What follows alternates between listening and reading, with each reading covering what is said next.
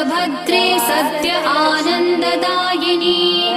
ॐ श्रीं दैत्यभक्षरदां शक्तिमालिनि शत्रुमर्दिनी